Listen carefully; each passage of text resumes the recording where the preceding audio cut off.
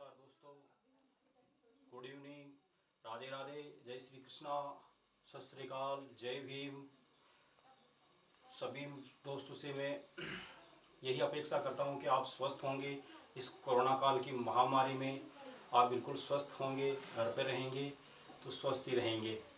देखो, इस कोरोना काल में देखते हुए हम ऑनलाइन क्लासेज चल रही है और पहले भी हमारे इस YouTube चैनल पे हमने वीडियो डाले हैं।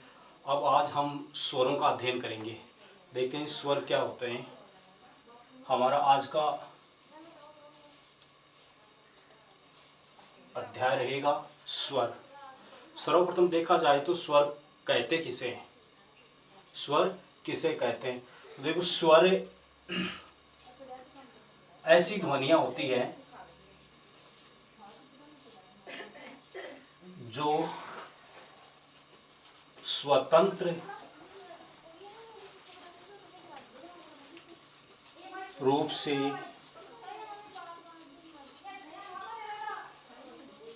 उच्चारित ध्वनियां होती है। अर्थात ऐसी ध्वनियां जो स्वतंत्र रूप से उच्चारित होती हो वे क्या कहलाती है, स्वर कहलाती है। दूसरी परिभाषा देखी जाए तो ऐसी ध्वनियां जिनको उच्चारित करने में किसी अन्य ध्वनि की सहायता की आवश्यकता नहीं होती है वे ध्वनियां स्वर कहलाती है। अर्थात दूसरी परिभाषा देखते हैं हम इसकी, ऐसी ध्वनियां जिनके उच्चारण में अन्य किसी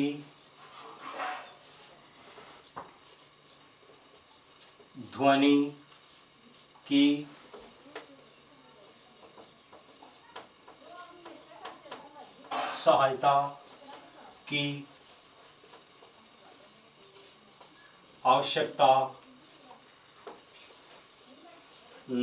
सहायता की आवश्यकता नहीं होती है वे ध्वनियां स्वर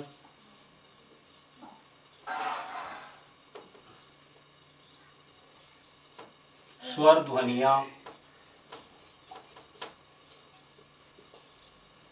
कहलाती है। अर्थात ऐसी ध्वनियां जिनके उच्चारण में अन्य किसी ध्वनि की सहायता की आवश्यकता नहीं होती है वे ध्वनियां स्वर ध्वनियां कहलाती है। स्वर अपने आप में स्वतंत्र होते हैं, स्वतंत्र उच्चारित होने पर इसे किसी अन्य ध्वनि की सहायता की आवश्यकता नहीं होती है, इसलिए स्वर अपने आप में परिपूर्ण होते हैं, ये अपूर्ण नहीं होते हैं, इन्हें किसी दूसरी ध्वनि की सहायता की आवश्यकता नहीं होती है। तीसरी परिभाषा हम देखते हैं, ऐसी ध्वनियां जिनके उच्चारण में हवा हमारे फेफड़ों से उठकर मुख में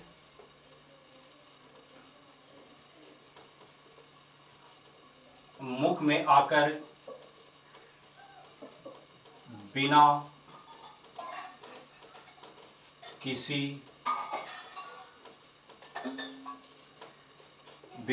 व्यवधान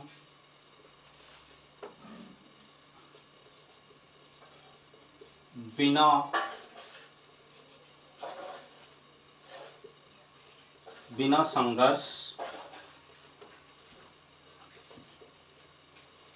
बिना रुकावट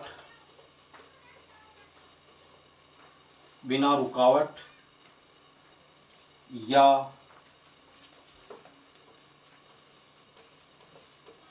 निर्बाध रूप से मुख वीवर से बाहर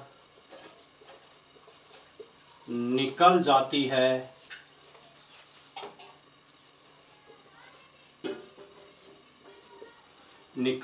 है,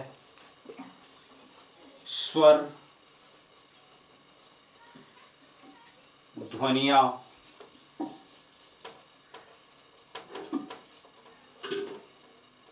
कहलाती है। अर्थात हमने यहां देखा कि स्वरों की तीन परिभाषा देखी हमने। सर्वप्रथम देखा ऐसी ध्वनियां जो स्वतंत्र रूप से उच्चारित होती है, स्वर ध्वनि कहलाती है।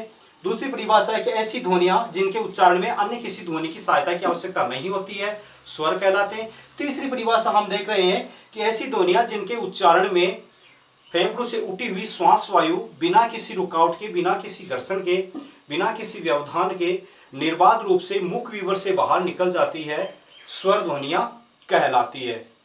इस प्रकार देखा जाए दोस्तों तो हमने तीन प्रकार से स्वर की परिभाषा देखी है। अब देखते हैं कि हिंदी में स्वरों की संख्या होती कितनी है। हमारी हिंदी वर्णमाला में देखा जाए तो स्वर ध्वनियों की संख्या 11 होती है।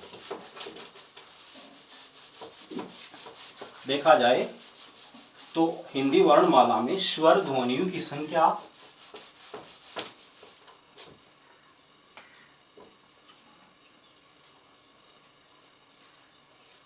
हिंदी वर्णमाला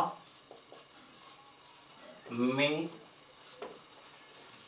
स्वरों की संख्या 11 होती है। यानी कि देखा जाए तो हिंदी जो वर्णमाला है उस हिंदी वर्णमाला में स्वरों की संख्या 11 होती है, जो देखो निम्नानुसार है। ए, आ, ई, उ,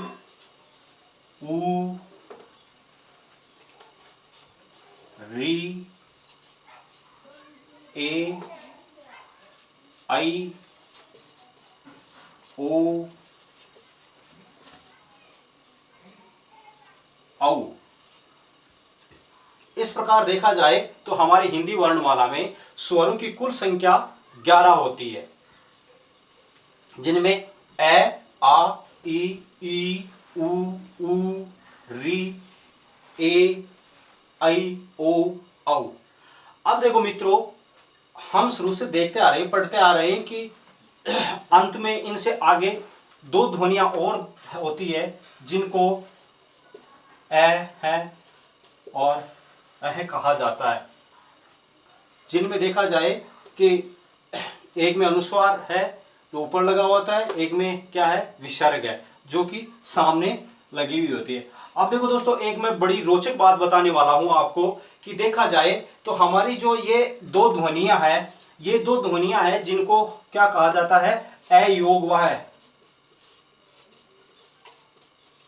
अयोगवाह कहा जाता है, जिनका अगर हम देखा जाए तो संधि करें या देखें तो उसमें होता है अ प्लस योग प्लस वाह, यानी अ का मतलब होता है नहीं, योग का मतलब साथ और वाह का मतलब वहन करना, यानी जो अपने आप में किसी दूसरे के साथ में सहयोग या उनको वहन नहीं किया जा सकता, अर्थात कोई दूसरा वर्ण या ध्वनि इन्हें क्या करती है कि सहयोग नहीं देती और वो वहन नहीं कर पाती। इसमें देखा जाए तो जैसे ये अयोगवाह ध्वनियां कही जाती है। अब इनमें देखो, मैं आपको एक अच्छी सी बड़ी रोचक बात बताने वाला हूं जिसको आपने देखा होगा, नहीं देखा हो तो आज देख लेंगे। जैसे देखा जाए तो हमारी हिंदी वर्णमाला में जो ये होती है, ये लाइन खिंची हुई होती है, इसको बोला जाता है हिंदी में शिरोरेखा। हमारी हिंदी भाषा में इसे कहा जाता है शिरोरेखा। अब क्या होता है, इसे कहा जाता है खड़ी पाई।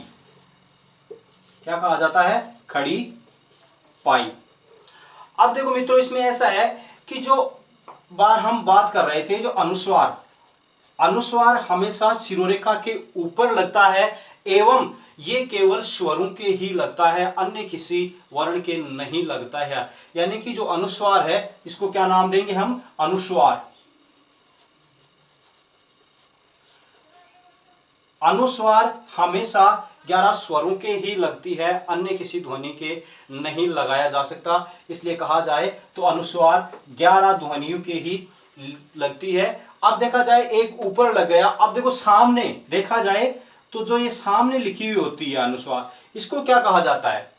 हमारी हिंदी वर्णमाला में देखा जाए तो इसे क्या कहा जाता है? तो देखो दोस्तों, इसमें क्या है, इसे कहा जाता है, इस जो सामने किसी वर्ण के सामने लिखी हुई होती है इसको कहा जाता है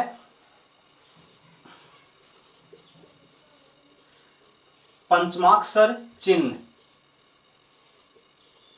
क्या कहा जाता है? इसे कहा जाता है पंचमाक्षर चिन्ह। यानी कि पंचम अक्षर के ये लगी हुई होती है। और देखा जाए तो ये केवल हमारी हिंदी भाषा में एक ही वर्ण के लगता है। पंचमाक्षर जो चिन्ह है ये केवल हिंदी में एक ही वर्ण के लगता है, जो कि कै वर्ग हमारा क्या होता है आगे बताएंगे, हम देखेंगे। जो कै वर्ग है, कै वर्ग का जो पंचम वर्ण है जिसके केवल सामने लगी हुई होती है।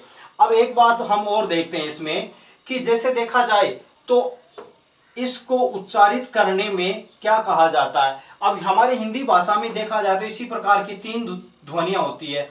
एक के सामने होती है, एक के नीचे होती है, और दूसरा देखा जाए जिसके होती ही नहीं है ध्वनि। तीसरी जो ध्वनि है जिसके क्या है कि ये जो स्वर ध्वनि होती नहीं, एक के सामने होती है, एक के नीचे होती है और एक के नहीं होती है। तो इसको हम उच्चारित करते हैं, इसको कहा जाता है जैसे डमरू।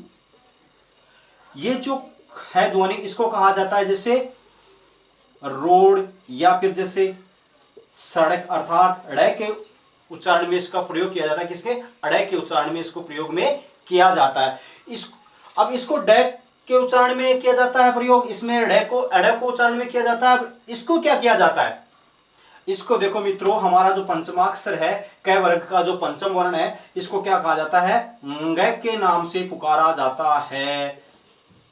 और बहुत से बच्चे हैं जो प्रारंभ में क्या कहते हैं, इसको ड़ ही बोला जाता है, अर्थात इसको ड़ की ध्वनि की में उच्चारित नहीं किया जाता है। ये क्या होता है? ड़ की ध्वनि में उच्चारित होने वाला वर्ण ये है, यह अंग के रूप में उच्चारित होता है और ये होता है ड के रूप में उच्चारित होता है। चलो दोस्तों, हम आगे देखते हैं। हम देख रहे थे कि जो स्वर ध्वनियां उसको लेकर के चल रहे थे।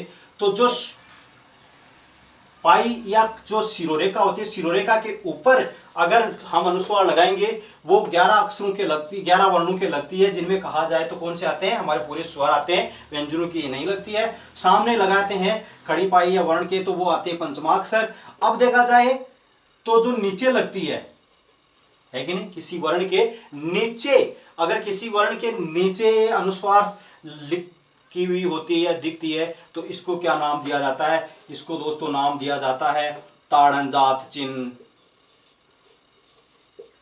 ताड़नजात चिन्ह, या फिर इसको नाम दिया जाता है उत्क्षिप्त चिन्ह, या फिर इसको दूसरा और नाम दे तो क्या कहेंगे हम? फेंका हुआ चिन्ह। अब देखा जाए तो ये एक ड़ के लगाया जाता है, ये देखा जाए तो 11 हमारे स्वरों के लगाया जाता है।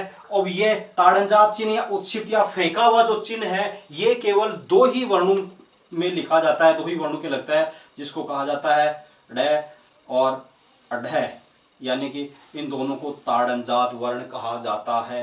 हमारी हिंदी वर्णमाला में ताड़नजात वर्ण कितने होते हैं? 2। तो ये 2 वर्णों के ही लगता है, ताड़नजात वर्णों के। अब देखो दोस्तों, हमने देखा ऊपर अनुस्वार होगा, सामने होगा अक्षर पंचमाक्षर केवल एक के होता है, और नीचे देखा वो होता है ताड़नजात चिन्ह जो 2 वर्णों के होता है। अब देखते हैं हम शिरोरेखा के या हमारी जो खड़ी पाई है, खड़ी पाई के पहले, खड़ी पाई के जो पहले होता है उसको पुकारा जाता है हिंदी भाषा में नुक्ता। क्या कहा जाता है? नुक्ता। इसको कहा जाता है नुक्ता, जो कि क्या होता है कि हमारे जो विदेशी भाषा है अरबी या फारसी भाषा, उस अरबी या फारसी भाषा से ही ग्रहित होते हैं, अरबी या फिर फारसी भाषा। इस प्रकार देखो दोस्तों, अगर देखा जाए तो हमारी हिंदी भाषा है वो सर्वग्राही भाषा है, यानी इसने क्या किया, किसी भी भाषा से कोई सी भी अगर कोई वर्ण आए तो उन वर्णों को हमारी हिंदी भाषा ने जगह दी, पनाह दी है, और उसी के अनुसार इनको इनमें जगह दी गई। तो अरबी और फारसी भाषा से जो 5 वर्ण आए, उन 5 वर्णों के नुक्ता लगने पर ही वो क्या होते हैं, अरबी या फारसी भाषा के होते हैं। जो देखते हैं कौन कौन से होते हैं, क, ख, ग, ज, फ। वर्तमान में अगर हम देखें दोस्तों, तो जिस प्रकार ये लिखे हुए हैं, ये अभी वर्तमान स्थिति में क्या है कि हमारे हिंदी भाषा के वर्ण ही हैं। अगर इनको हम आगे देखें और अगर हम इनके पहले क्या करेंगे, हम इनके पहले अगर ये निशान लगाएंगे, चिन्ह लगाएंगे, जिसको क्या कहा जाता है, नुक्ता, तो अर्थात हिंदी भाषा में अगर प्रयुक्त होने वाले अरबी या फारसी भाषा के पंचम या 5 जो वर्ण है, उन वर्णों के ही ये नुक्ता लगता है। अर्थात देखा जाए तो हमने देखा कि हमारे जो वर्ण है, उन वर्णों के चारों दिशाओं में जो अनुस्वार जिसका प्रयोग किया जाता है वो क्या होता है, जैसे ऊपर 11 वर्णों के स्वरों के लगते हैं, सामने क्या होता है, केवल एक ड़ के लगता है, और जैसे नीचे देखा जाए तो वो होगा जो ताड़नजा चिन्ह कहलाएगा, और जो अक्षर वर्ण से पहले होगा वो क्या कहला जाएगा, नुक्ता कहलाएगा।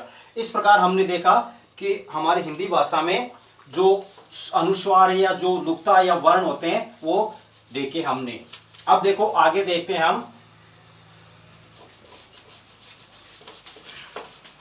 जो हमारे 11 स्वर हैं, उन स्वरों में अगर देखें हम तो देखो स्वर 11 है। अब हम इनकी क्या देखते हैं, मात्राएं देखते हैं। क्या देखते हैं, मात्राएं। जैसे देखा जाए तो ए की कोई मात्रा नहीं होती है। क्या है दोस्तों, कि ए की कोई मात्रा नहीं होती है। आ की खड़ी पाई की तरह दर्शाई जाती है, ई की बड़ी ई की, ऊ की बड़े ऊ की, री की ए की, आई की, और देखा जाए तो हमारा जो ओ है उसको इस प्रकार से दर्शाएंगे, और औ की मात्रा इस प्रकार दर्शाई जाती है। अर्थात हमारी हिंदी वर्णमाला में देखा जाए तो मात्राएं कितनी होती है, कुल 10 मात्राएं होती है। कितनी, 10 मात्राएं मानी जाती है कि हिंदी वर्णमाला में देखा जाए तो मात्राओं की संख्या कितनी होती है, 10 होती है, क्योंकि ए की कोई मात्रा होती नहीं है, और जो आ या ई ऊ री ए आई ओ औ इनकी क्या होती है, 10 मात्राएं मानी जाती है। अब देखो दोस्तों, हम इनको क्या करते हैं कि हमारी जो क की वर्णमाला है उसमें हम इनको लिखते हैं, जैसे क, जैसे का, की कु, ये क्या होगा, क्री, है कि नहीं, करी, कै के नीचे री का उच्चारण होगा क्री, और के,